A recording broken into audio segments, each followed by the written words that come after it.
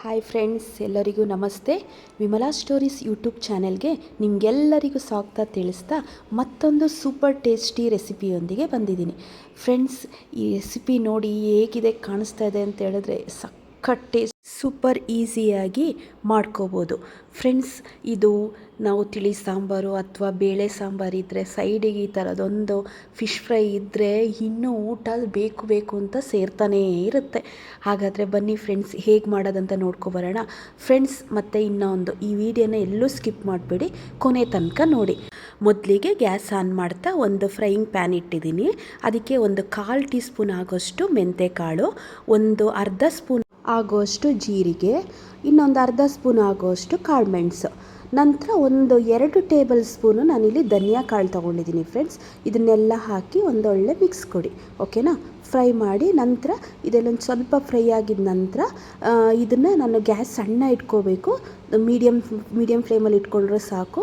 ನೀವು ತುಂಬ ಉರಿ ಕೊಟ್ಟರೆ ಕರಿ ಆದರೆ ಚೆನ್ನಾಗಿಲ್ಲ. ಇದು ಸ್ವಲ್ಪ ಬೆಚ್ಚಗಾದರೆ ಸಾಕು ಫ್ರೆಂಡ್ಸ್, ಜಾಸ್ತಿ ಏನು ಕಾಯಬೇಕು ಅನ್ನೋದು ಏನೂ ಅವಶ್ಯಕತೆ ಇಲ್ಲ. ಮತ್ತು ನಾನು ಇಲ್ಲಿ ಇದರಲ್ಲಿ 7ರಿಂದ 8 ಬ್ಯಾಡಗೆ ಮೆಣಸಿನ್ಕಾಯಿ ಹಾಕ್ಕೊಂಡಿದ್ದೀನಿ. ಇದನ್ನೆಲ್ಲ ಹಾಕಿ ಒಂದು ಸ್ವಲ್ಪ ಫ್ರೈ ಮಾಡ್ಕೊಳ್ಳಿ ಸಾಕು.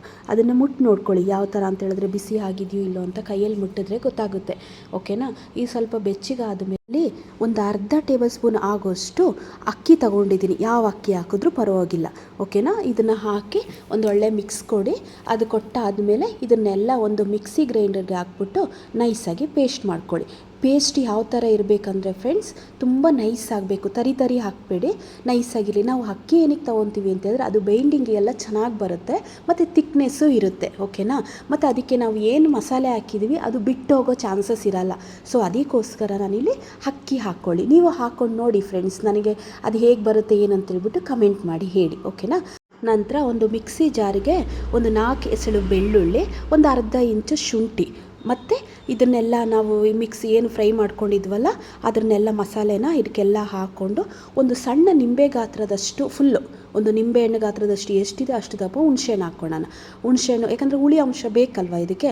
ಯಾವುದೇ ರೀತಿಯಲ್ಲಿ ನಾನಿಲ್ಲಿ ನಿಂಬೆ ರಸನ ಯಾವುದು ಯೂಸ್ ಮಾಡ್ತಾಯಿಲ್ಲ, ಹುಣಸೆಹಣ್ಣನ್ನು ಹಾಕ್ಕೊಂಡಿದ್ದೀನಿ. ಡೈರೆಕ್ಟಾಗಿ ಹುಣಸೆಹಣ್ಣನ್ನು ಯಾವುದೇ ರೀತಿಯಲ್ಲಿ ನೆನೆಸೂ ಇಲ್ಲ, ಹುಣಸೆಹಣ್ಣನ್ನು ಇದಕ್ಕೇ ಹಾಕ್ಕೊತಾ ಇದ್ದೀನಿ. ನಂತರ ಹುಣಸೆಹಣ್ಣು ಒಂದು 1/4 ಟೀ ಸ್ಪೂನ್ ಆಗೋಷ್ಟು ಅರಿಶಿನ, ಒಂದು ಅರ್ಧ ಟೇಬಲ್ ಸ್ಪೂನ್ ಆಗೋಷ್ಟು ಉಪ್ಪು ಹಾಕ್ಕೊಂಡಿದ್ದೀನಿ. ಇದನ್ನೆಲ್ಲ ಹಾಕ್ತಾ ಒಂದು ನೈಸಾಗಿ ನೋಡಿ ಈ ಥರ ಪೇಸ್ಟ್ ಮಾಡಿಕೊಂಡ್ರೆ ಸಾಕು. ತರಿ ಮಾಡಬೇಡಿ, ಮತ್ತೊಂದು ಸಲ ಹೇಳ್ತಾ ಇದ್ದೀನಿ, ಈ ಥರ ನೈಸಾಗಿ ಮಾಡಿಕೊಂಡ್ರೆ ಸಾಕು. ಇದಕ್ಕೆ ಈ ಫಿಶ್ ಏನು ಅರ್ಧ kg ಫಿಶ್ ತೊಗೊಂಡಿದ್ದೀನಲ್ಲ ಇದನ್ನೆಲ್ಲ ಮಸಾಲೆಗೆ ನೀಟಾಗಿ ಮಿಕ್ಸ್ ಮಾಡ್ಕೊಳ್ಳಿ. ಚೆನ್ನಾಗಿ ಮಿಕ್ಸ್ ಮಾಡ್ಕೋಬೇಕು, ಎಲ್ಲ ನೀಟಾಗಿ ಅದಕ್ಕೆ ಅಪ್ಲೈ ಆಗಬೇಕು. ಇದನ್ನೆಲ್ಲ ನೀಟಾಗಿ ಅಪ್ಲೈ ಮಾಡಿ ಒಂದು ಅರ್ಧ ಗಂಟೆ ಮ್ಯಾರಿನೇಟ್ ಆಗೋಕ್ಕೆ ಬಿಡಿ ಫ್ರೆಂಡ್ಸ್. ಅದು ಅರ್ಧ ಗಂಟೆ ಮ್ಯಾರಿನೇಟ್ ಆದಮೇಲೆ ನಾನೊಂದು ಇಲ್ಲಿ ಮತ್ತೆ ಗ್ಯಾಸ್ ಆನ್ ಮಾಡ್ತಾ ನಾನು ತವ ಇಟ್ಟು ನಾನು ಇದಕ್ಕೆ ಎಷ್ಟು ಬೇಕಷ್ಟು ಫಿಶ್ ಫ್ರೈಗೆ ಎಷ್ಟು ಬೇಕಷ್ಟು ಆಯಿಲ್ ಹಾಕಿದ್ದೀನಿ. ಆಯಿಲೆಲ್ಲ ಹಾಕಿದ್ಮೇಲೆ ಒಂದೊಂದೇ ಫಿಶ್ನ ಇದಕ್ಕೆ ಹಾಕೋಣ ಫ್ರೆಂಡ್ಸ್. ಇದನ್ನು ಗ್ಯಾಸ್ ಮಾತ್ರ ಹಾಕೋಬೇಕಾದ್ರೆ ತುಂಬ ಉರಿಲಿ ಇಡಿ, ಜಾಸ್ತಿ ಫ್ಲೇಮಲ್ಲೇ ಇಡಿ. ಅದು ನಾವೇನು ಎಲ್ಲ ಫಿಶ್ಗಳು ಆದಮೇಲೆ ಕಡಿಮೆ ಮಾಡ್ಕೊಬಿಡಿ ಸಾಕು. ಅದನ್ನು ಇದು ಮೀಡಿಯಮ್ ಫ್ಲೇಮಲ್ಲೇ ಇದ್ರೇ ಸಾಕಾಗುತ್ತೆ. ಆರಾಮಾಗಿ ಅದು ಫ್ರೈ ಆಗಬೇಕು. ಜಾಸ್ತಿ ಉರಿ ಕೊಟ್ಟರೆ ಒಳಗೆ ಬೇಯೋದೇ ಇಲ್ಲ, ಬರೀ ಹಾಗಾಗಿ ಒಂಥರ ಕರಿ ಆದಂಗೆ ಆಗಿಬಿಡುತ್ತೆ. ಬೇಡ, ಕಡಿಮೆ ಮೇಲೆ ಇಟ್ಟು ಅದನ್ನು ನಿಧಾನಕ್ಕೆ ಫ್ರೈ ಆಗ್ತಾ ಇರಲಿ. ಒಂದು 6 ನಿಮಿಷ ಸಾಕು. ಫಸ್ಟ್ ಕೆಳಗಡೆ ಒಂದು 6 ನಿಮಿಷ ಫ್ರೈ ಆಗಲಿ. ನಂತರ ಮತ್ತೊಂದು ಸೈಡ್ ತಿರುಗಿಸ್ತಾ ಅದು ಒಂದು 6ರಿಂದ 7 ನಿಮಿಷ ಬೇಯೋಕ್ಕೆ ಬಿಡೋಣ.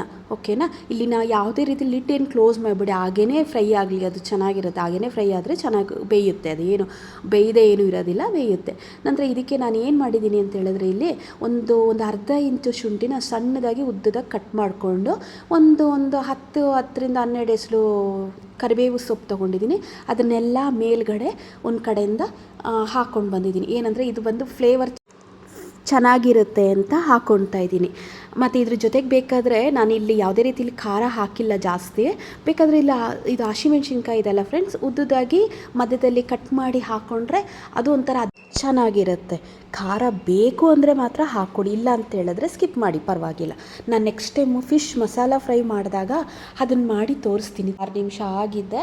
ಈಗ ನಾನು ಏನು ಕರಿಬೇವು ಸೊಪ್ಪು ಮತ್ತು ಶುಂಠಿನ ಹಾಕಿದ್ನಲ್ಲ, ಮತ್ತೊಂದು ಸೈಡ್ ತಿರುಗಿಸಿ ಹಾಕಿ ಅದನ್ನು ಒಂದು 2 ನಿಮಿಷ ಇಡಿ ಸಾಕು, ಜಾಸ್ತಿ ಬೇಡ. ಗ್ಯಾಸ್ ಫ್ಲೇಮ್ ಸಾಕು, ಅದೇ ಉರಿಲಿ 2 ನಿಮಿಷಕ್ಕಿಂತ ಅದೇ ಉರಿಲಿ ಬೇಯಲಿ ಸಾಕಾಗುತ್ತೆ. ಈಗ ನೋಡಿ ಸೂಪರ್ ಟೇಸ್ಟಿಯಾಗಿರುವಂಥ ಫಿಶ್ ಫ್ರೈ ರೆಡಿ ಆಗುತ್ತೆ. ಹಾಗಾದರೆ ಪ್ಲೀಸ್ ನನ್ನ ಚಾನಲ್ನ ಸಬ್ಸ್ಕ್ರೈಬರ್ ಆಗೋದು ಮರಿಬೇಡಿ. Thank you.